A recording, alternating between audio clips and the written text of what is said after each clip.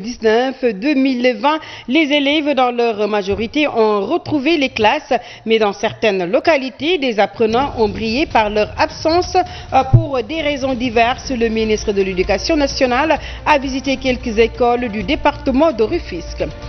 Bonne nouvelle pour les agents du petit train de la banlieue en grève. Sous peu, le paiement de leur salaire sera effectué, a rassuré le ministre du Transport qui dit avoir saisi le directeur général de l'APIX pour le règlement de cette situation.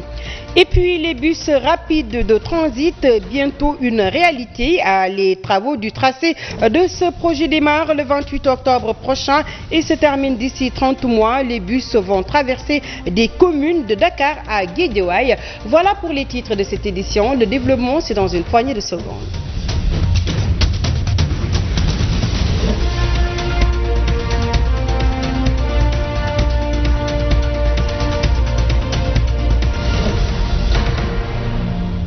Merci de choisir la Sen TV pour vous informer. Fadla Mbaye Diop, nous parlons de l'ouverture des classes ce 3 octobre. Le ministre de l'Éducation nationale a tenu à visiter certaines écoles à Rufisque. Mamadou Talla exprime sa satisfaction après avoir visité l'école élémentaire Marem Tal Diop et le collège d'enseignement privé Saint-Joseph. Toutefois, à Rufisque, si le démarrage est effectif dans certaines écoles, eh bien, ce n'est pas le cas dans d'autres où les élèves étaient obligés de prendre le chemin du retour du fait de la présence des eaux dans les établissements. Le secrétaire général du CELS demande à l'État de ne plus construire des écoles dans les bas-fonds. Les détails, c'est avec Chermet Tidiansek. Présent à Rufisque tout le matin, le ministre de l'Éducation nationale se dit satisfait du démarrage après qu'il a visité 2 établissements. Puisque nous avons visité 2 écoles, une école donc privée, collège et école, et également ici dans une autre école publique. Nous avons trouvé des parents, nous avons trouvé des élèves, des enseignants, se féliciter en tout cas de tout ce qu'on avait lancé jusque-là se réalise sur le terrain. Dans ce que nous avons vu, c'est que c'est un démarrage effectif ici à Rufisque. À Rufisque, le concept Ubutei Djangatei n'est pas tout à fait effectif dans certaines écoles du fait de la présence des eaux. Réponse du ministre. Même si vous me dites qu'aujourd'hui ce n'est pas effectif, dans certaines écoles, c'est possible. C'est possible, mais notre objectif c'est de réduire ce nombre. Hier je vous disais qu'au niveau national nous avons même des présences de 95% de tout ce qui est administratif dans les écoles. C'est déjà un intrant.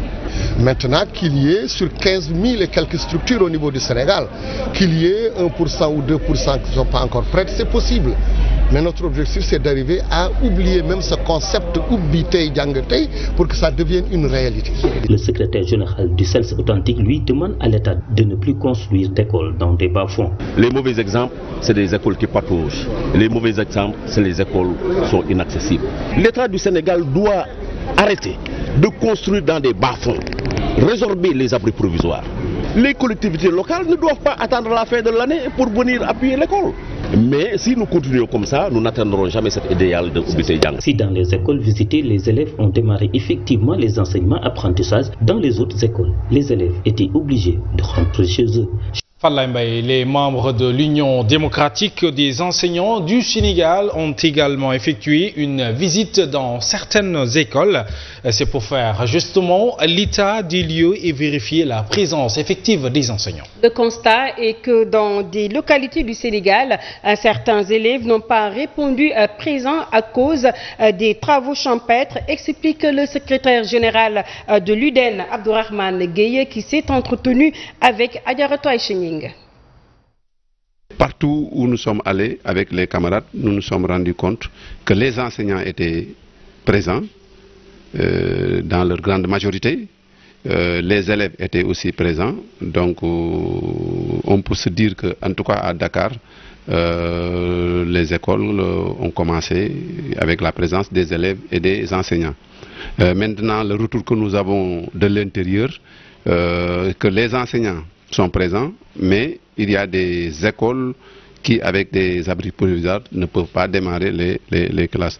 Il y a que aussi, dans d'autres zones, ce sont les élèves qui ne sont pas venus parce qu'aujourd'hui occupés par les travaux champêtres. Et puis parlons à présent du concept Ubitei Djangetei qui est effectif à 60% dans les deux départements que sont Pikine et Guédiawaye. Ce qui est satisfaisant aux yeux de l'inspecteur d'académie de ces deux départements qui a visité 10 écoles de la banlieue dakaroise. L'inspecteur Gane Sen s'en explique au micro de Mamadou Fofana. Les cours ont effectivement démarré. Les 4 écoles élémentaires. Dans les 3 CM que nous avons visités, le démarrage est effectif dans un CM et les prises de contact ont été faites dans un collège. Pour ce qui concerne les 3 lycées aussi, le démarrage est effectif dans un lycée et dans les autres, vraiment, ce sont des prises de contact qui sont en train d'être faites. Donc globalement, sur la base de cet échantillon, nous pouvons dire que l'académie se situe en tout cas à un taux de réalisation du concept Ubitei Djangetei d'à peu près 60%. Maintenant, la situation est en train d'être faite au niveau des autres structures, mais globalement, en tout cas, nous pouvons nous estimer heureux d'avoir quand même réalisé la mise en œuvre de ce concept. Il se pose maintenant, surtout au niveau du moyen, vraiment il se pose quand même un déficit d'information, surtout en direction des élèves. La rentrée des classes a été mouvementée chez les élèves et parents d'élèves du lycée Les Génies de la cité Horizon. Le collectif des habitants de la localité a barré la route qui mène vers l'école. Ce qui a rendu difficile l'accès à l'établissement, ce collectif d'exiger la délocalisation de l'école car implantée dans un quartier résidentiel, une situation qui a fait sortir l'administration de ses gants, n'est-ce pas Mambé Ndiaye, Madame Marega? Une rentrée des classes plutôt mouvementée ce matin au lycée des Génies, nouvellement implanté à la cité Horizon.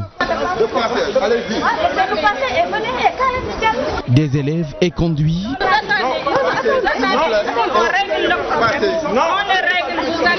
Des gros bras qui ont failli en venir aux mains.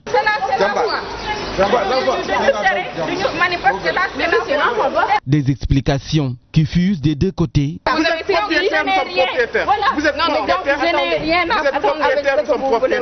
À l'origine de cette atmosphère tendue, ces cités sont régies par un règlement intérieur et par des statuts.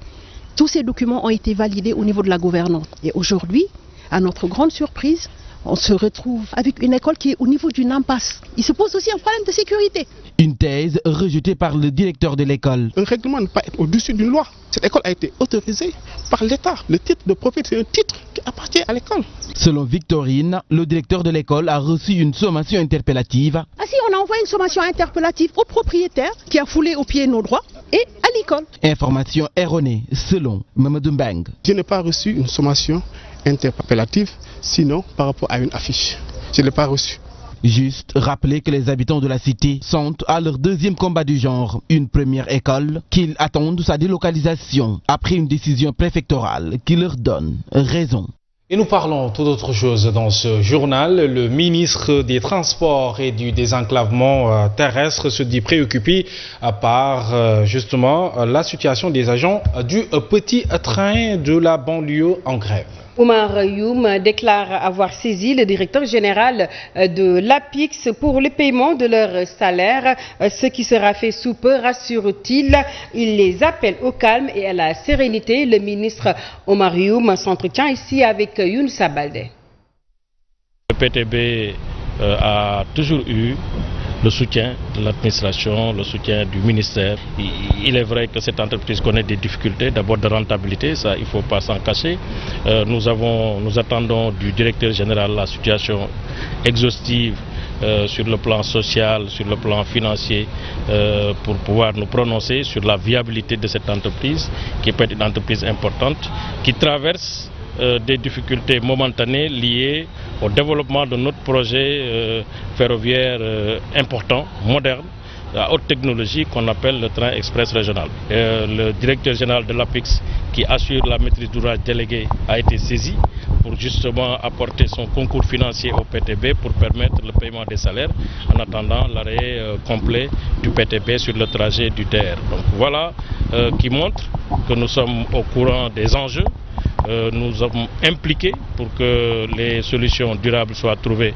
Falembe Diop, le ministre Oumar Youm s'exprimait justement ce matin à la fin de la visite du tracé du projet bus rapide Transit Un projet qui traverse 18 communes de Guédiawaye à Dakar. Ce projet est financé par la Banque mondiale à hauteur de 300 milliards de francs CFA. Le bus rapide de transit vont décongestionner à Dakar. Les travaux démarrent le 28 octobre prochain et durent au maximum 30 mois. C'est un reportage de Younoussa Baldé.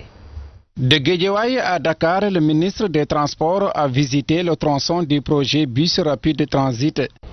Permettant d'apporter une solution durable aux difficultés de déplacement de certaines populations.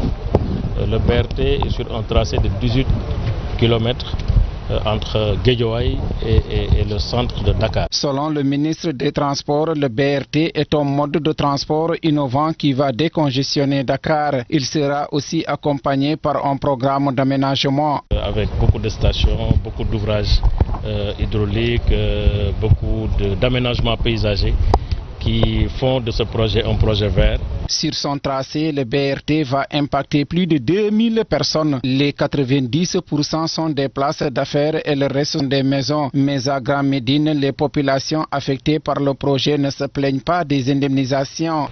Donc jusqu'ici, toutes les choses se sont très bien comportées. Donc c'est pourquoi la population quand même a resté sur ses pieds et accompagné ce projet. Donc à Grand Médine, il y a plus de 70 000 maisons concernées. Voilà, 2,9 milliards. Le BRT va acheminer jusqu'à 300 000 personnes par jour en 45 minutes de Guédiawaye à Dakar. Le lancement des travaux est prévu le 28 octobre. Ils vont durer entre 28 et 30 mois. Et nous parlons du système bancaire qui continue de financer l'économie sénégalaise avec des dépôts et empruntes. Et cela est évalué donc à plus de 5 031,4 milliards en 2019 contre 4 829,7 milliards en 2018. Pas une augmentation du financement notée en cette année. La révélation est faite par le directeur de la Banque centrale des États de l'Afrique de l'Ouest pour le Sénégal. Il précise d'ailleurs que le taux d'intérêt n'est pas très élevé selon les dernières études réalisées. C'est un compte rendu de Safiatou Bandiaye. Le système bancaire continue de financer l'économie selon la Banque centrale des États de l'Afrique de l'Ouest. L'activité des banques a connu une progression. Si nous prenons le total de bilan du système bancaire, il est à fin juin 2019 de 7 379 milliards de francs CFA, soit d'une progression de l'ordre de 9%, donc comparé à la même période de l'année 2018. Pour la BCEAO toujours, le taux d'intérêt élevé n'apparaît pas dans les enquêtes de la